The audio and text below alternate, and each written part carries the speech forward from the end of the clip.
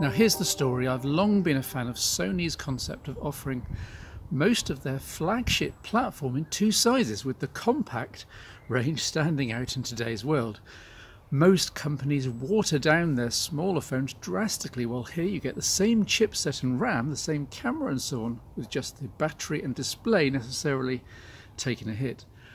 But you don't have to suffer a slower and out-of-date experience just because you prefer a smaller pocket-sized phone. Now, despite this enthusiasm from me, I haven't looked at a Sony handset since mid-2016 and at a compact variant since Phone Show 264 back in mid-2015. Wow. So what's changed? Well, actually, not as much as you think, which may or may not be a good thing.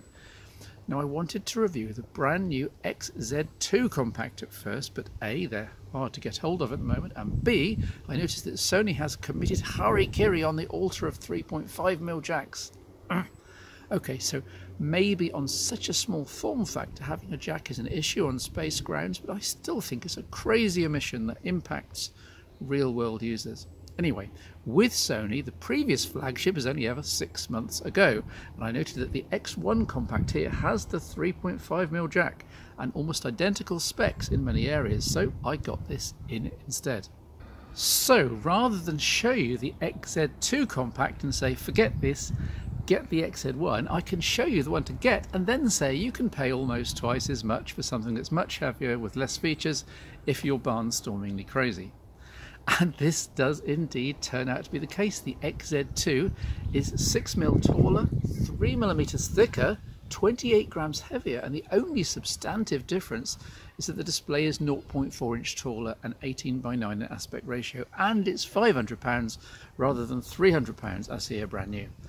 For each model we're talking an IPS LCD display, of which 720p here is perfect. Remember, there's no Pentar layout here. This isn't AMOLED, making the XZ1 Compact 1080p somewhat over the top. Flanked by stereo speakers top and bottom, they're okay but not remotely in the same ballpark as those in the iPhones or Galaxy S9. Still, for the size of phone and here price, they're not bad at all. Decent treble and mid-range, but ultimately limited by physics. Here's a demo, and because of the neighbours I'm going to switch to classical and try not to annoy them too much.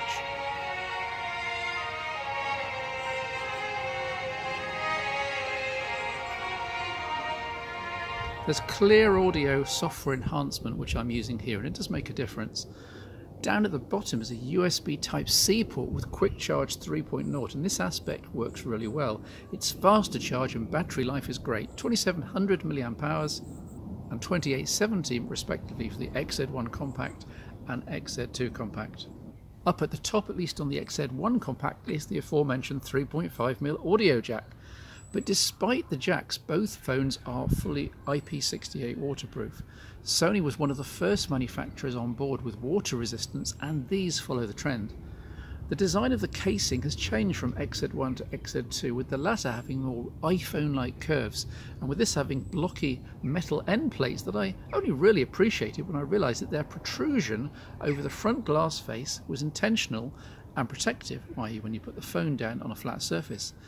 Inside is a blazingly fast Snapdragon 835 or 845 with 4GB of RAM and 32 or 64GB of storage respectively, plus micro SD in each case.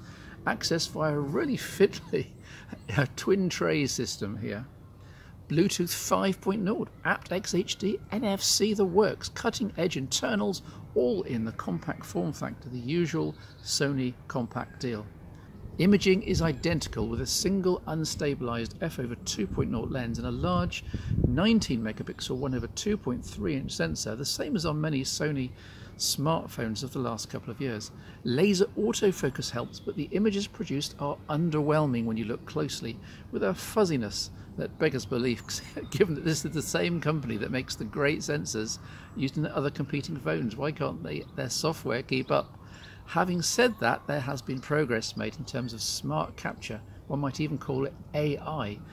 Smile shutter shoots the photo when the main face detector smiles, while object tracking means that you can tap on something in the viewfinder and then it's kept in focus as it moves around the frame. Think a pet or a child. Clever stuff. Plus, the 8 megapixel front-facing camera is super wide angle, in fact offers a cropped lesser angle should you not be with any friends or not want the whole of the scene behind you to be included.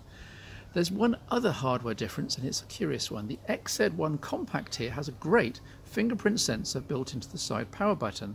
This works really, really well, in my opinion, but it has been dropped for the XZ2 Compact, which goes for a traditional rear-mounted sensor here, for absolutely no reason whatsoever.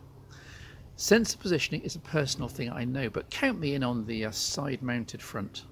Sony's Android skin has gotten lighter over the years, and as with those from Samsung and others, I had no issues fitting in with it. Here under Android 8.0 with the very latest April 2018 security patches. You do get the usual barrage of Sony bundled applications, from AVG Antivirus to 3D Creator to Amazon Kindle to Movie Creator to Sketch to PlayStation to Spotify to a What's New faux App Store. Don't worry though, most of this is quite handy, and the items you don't want can be disabled and uninstalled. With the powerful chipset on board, and here only a 720p screen to drive, there's precisely zero lag, and the XZ1 Compact is a very fast phone day to day. So what about using a 4.6-inch screen here in 2018?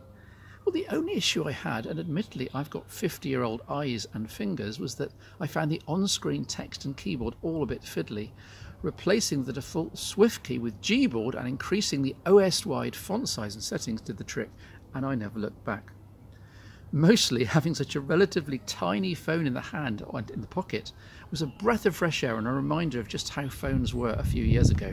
No huge and fragile glass sandwiches, and with a glass fibre woven plastic on the back, the XZ1 Compact is at least tough enough to survive without a case, and it's not often you can say that about a modern phone.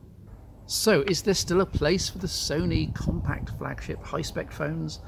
I think there is, though the way the latest XZ2 Compact version has dropped the headphone jack, missed out a DAC, and switched the side fingerprint sensor for a rear one, makes me think Sony has lost its true path again. In the meantime, at £300 or so here in the UK, brand new including VAT, and under £200 second hand, the XZ1 Compact is the one to go for, and it won't break your bank.